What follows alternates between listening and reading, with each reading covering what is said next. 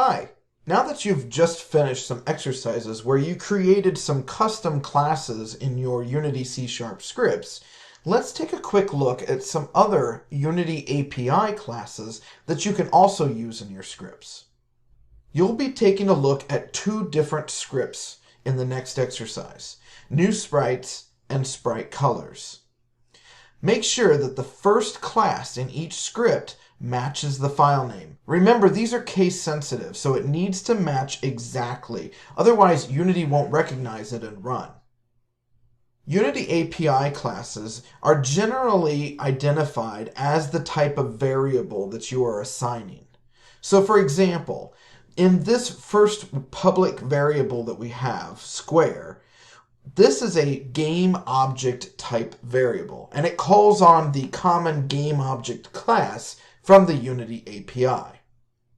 Remember that a class is basically a set of blueprints that describe what that type of object is. Just below that in the script, we've defined a class called character. This is similar to the tools and food classes that you were working with in some earlier exercises. So this is our custom class that we can assign all different types of variables. This will act as a blueprint for two separate sprites, square1 and square2.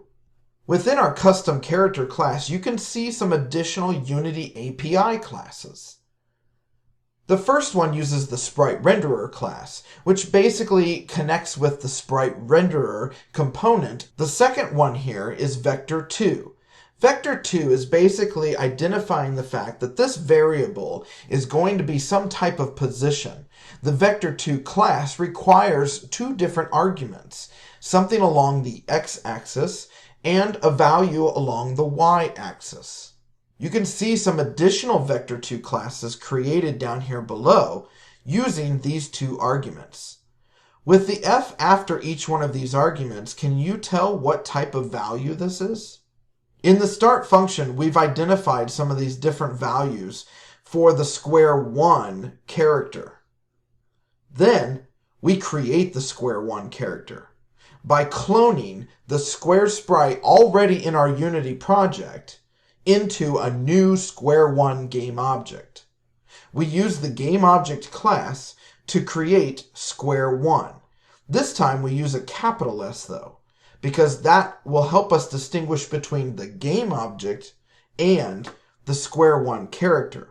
Then we use the square1 sprite renderer information, and we assign it the color gray. We also give the square1 game object a new vector2 velocity.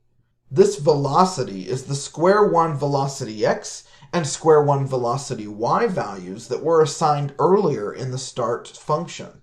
Square2 is set up very similar to square1. You'll have a chance to take a look at this code more in depth. See if you can figure out what does this code do and how is it using different classes, the custom character class and some Unity API classes. You'll also have a chance to use the sprite color script. Within the sprite color script, we don't have too many classes that we're using that are custom. However, you can identify some additional Unity API classes, such as color. The color class in the Unity API has a list of established color names that you can use to change any of your different sprites. In this script, we use the color Unity API class to identify the color white. Next, we'll take a look at how to use these two scripts in our Unity project.